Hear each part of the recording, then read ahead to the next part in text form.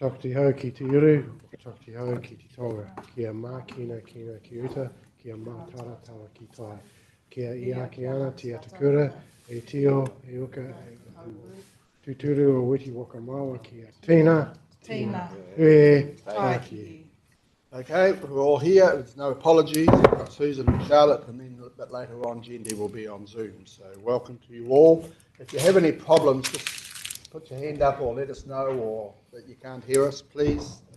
One's on Zoom. Now we move on to page 6, which is the confirmation of the minutes, 28th of July. Do I have any changes to those before I put that?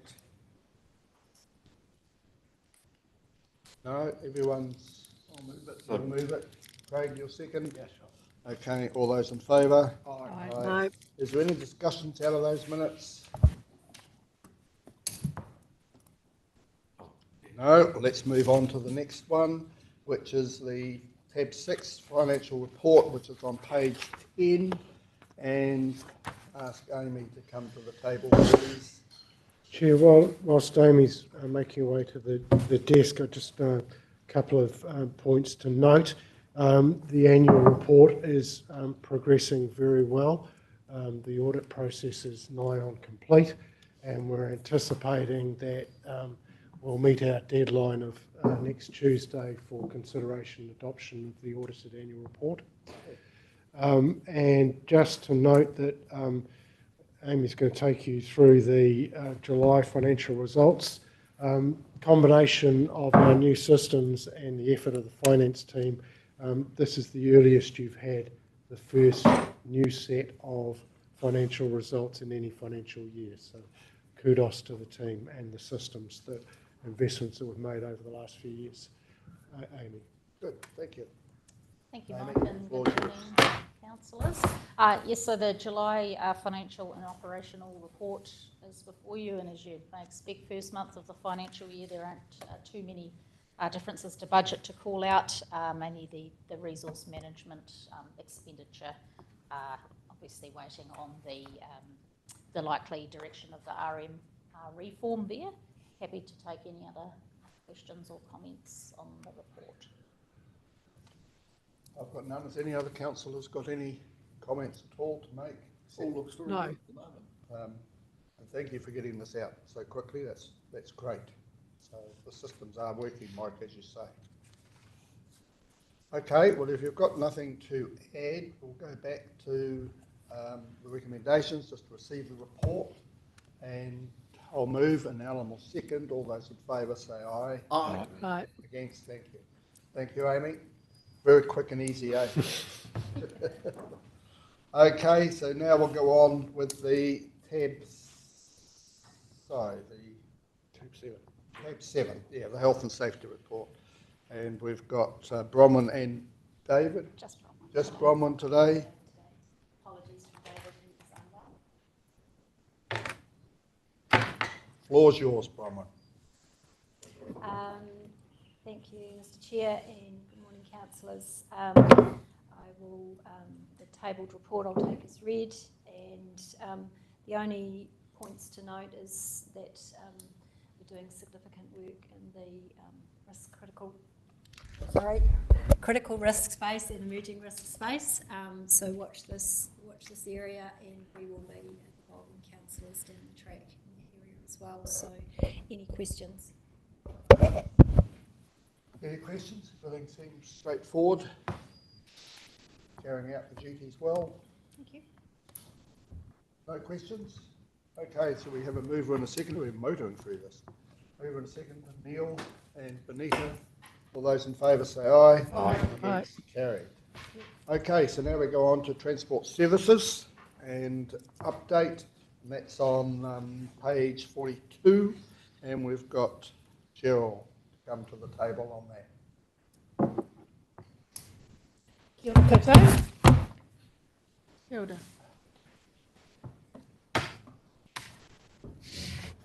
So just a summary really of 24-25 for you, and in a nutshell, so we've completed the mid-term review of the RLTP. and completed the single stage business case. Procurement's done. Hooray. And we welcome back Transit and Pickering. We have a rebrand underway, which has been shaped by public feedback. And we are seeking feedback on the name Te Pahi Taranaki. We're launching and currently working through a user-friendly website, and that'll give us a much-needed journey planner, which we don't currently have. We've met our private share expectations. We have established a regional PT committee to help to align NPDC and TRC in that public transport space. We've seen steady patronage with regional growth, which is exciting. Total mobility scheme continues to expand, and of course we've now started that in Stratford. So looking ahead, there are co-funding challenges, but our goal remains clear. We want to build a more accessible, equitable and future-ready public transport system in Taranaki. Happy to take questions. Chair, perhaps before opening up to questions, it's worth acknowledging the work and the rewards that the transport team have achieved over the last little while. And indeed, they were awarded recognised at a conference over at the end of last week. Cheryl, what was the award that the transport team won for last year? So it was around cost efficiency, as in making sure our services offer value to the community, and bearing in mind, the value for money priority of this government, which was quite exciting because it was an Australasian conference. So that'll go on the wall. Congratulations. Any questions? Yes, okay. Through you, Mr. Chairman. So you got the same contractors back. What was the level of interest in the tender process, etc.?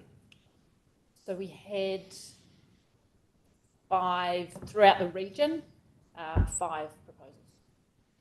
And for the main one, did you get many coming in for the main New Plymouth one? The main one was 2. Right, yeah. So there was options. Yep. Yep.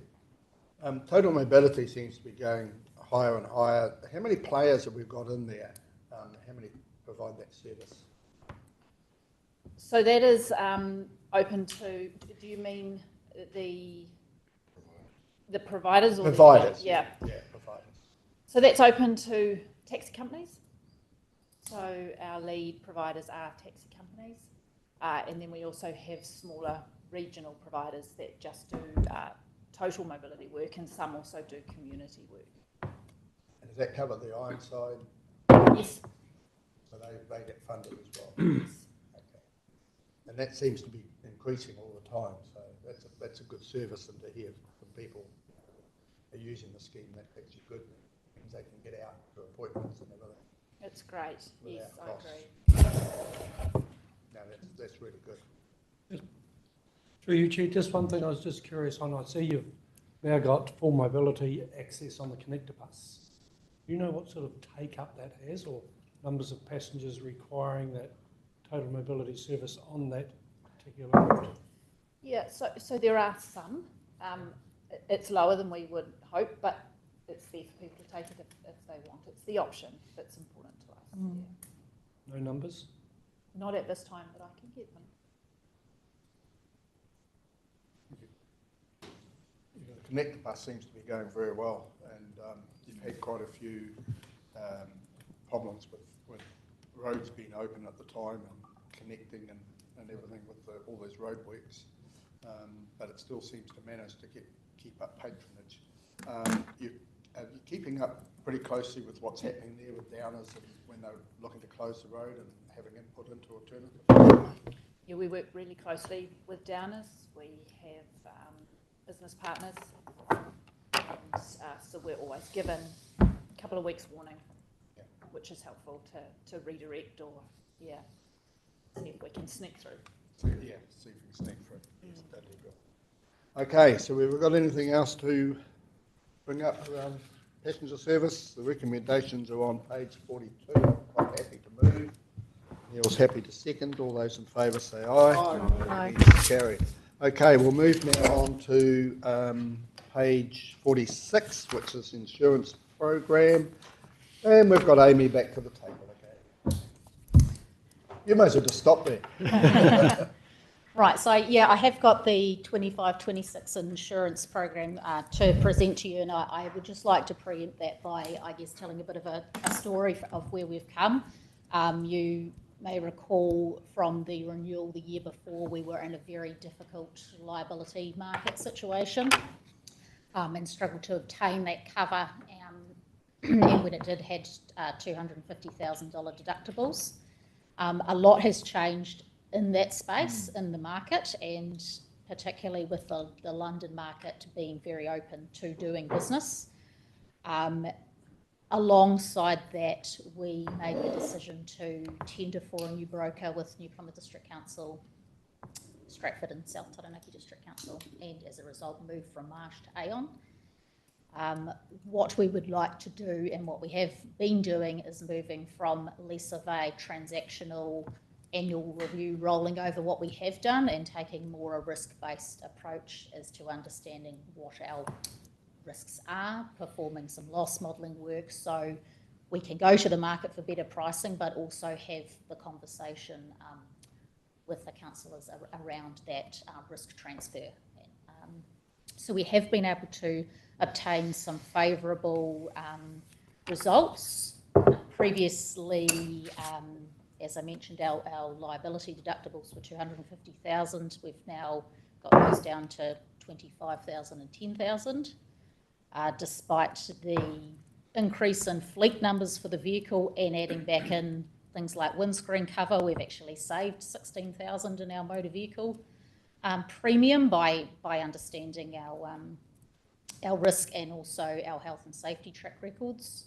And we've been able to obtain cyber cover as a result of the work the digital team have done, which we have never have been able to do. So further to that, we are looking at some more work around the liability space and have set a short renewal to the 1st of November 2025 so that I can bring forward that detailed piece of work to this council and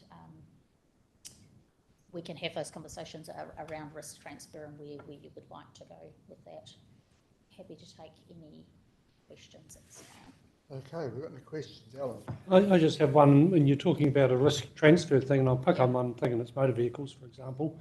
When you're paying $85,000 a year in premiums, which would more than cover a write-off vehicle a year if that happened, and with your outstanding health and safety record and training that you do for people, is that something that could be considered to be taken in-house and save that sort of premium? So I guess absolutely we can have the discussion. I guess the other thing to be considered would be the third-party liability aspect as well, of course, so more than just covering the cost of our fleet, the liability to you. You've got a Mercedes-Benz and it's a lot more than a $4,000 year on year at $85,000 a year, that's right off a vehicle a year, and I don't think you'd be up for that somehow. No, but if you rode off someone's Porsche on the road, Exactly. someone Yeah, else's but there's Porsche. probably ways to get third party. Yeah, that's what Steve was saying, with a third party cover, it could be an option. They're not worth much, it's not a problem. Chair, the other observation I'd make is that particularly in the summer construction season, we go through windscreens like they are going out of fashion, and they can be $1,000 to $2,000 a pop on these modern vehicles, so yes, where you cover risk and where risk sits and who pays what and deductibles are all conversations we need to have. We need to look at the entire picture. No, so but apart from that, well done. As you said, this is an audit and risk committee. It is something that could be targeted, or how much risk we're prepared to take. In this day and age, to have a reduction in costs, particularly in insurance, that's an incredible performance, because other insurances are just going through the roof. I just had a query if I may. Yes, you may. Thank you. First a comment, congratulations. The risk profiling of individual aspects of the business I think is very clever thing to do. Just a question around the moving from the July to the November renewal date. I understand it's getting away from the busiest time for the insurance market, but what were there any other benefits to doing that? So with the liability space this year, and with the timing of the broker's change in our June renewal, we didn't have a lot of time to go to the markets and do some more of that risk modelling work. So what was proposed is if we did a short term of insurance to liability just to this November and keep that separate, then potentially rather than wait until the following June, we would realise those savings at that time. And as you mentioned, having that outside the busiest area was another benefit, but yeah, that was one. So that'll roll over now in November's? Correct, yeah. Cool, kia ora. Right, any other comments? Okay, we'll just receive that recommendation. Charlotte and Susan, would you like to move and second that? Happy to. Okay, all those in favour say aye. Aye. Yes, carried. Okay, so now we move on to the tab 10, which is the accommodation update. Now, unfortunately, Jendi can't be on Zoom, so Mike, it's all on your shoulders, please. Broad shoulders, Chair. If you wouldn't mind. We have late apologies from Jendi. She needs to attend some family matters, so you get to listen to some more of my dulcet tones. The good news with the accommodation project, the new build is that it is progressing on time and on budget.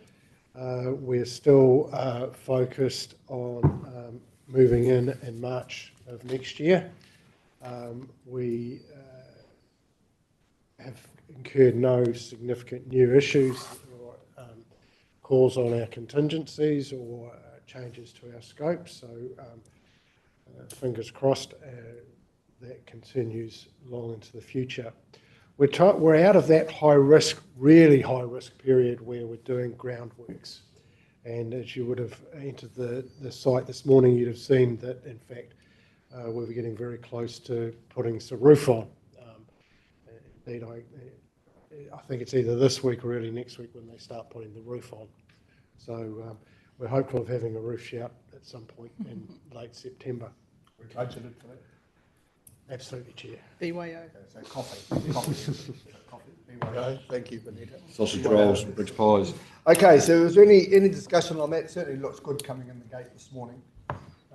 Chair, the Clelands are excellent to work with, and in particular their health and safety culture that we noted in Stadium Taranaki, and that it's here again. It's just we're learning a lot from just observing their health and safety culture. It's really impressive.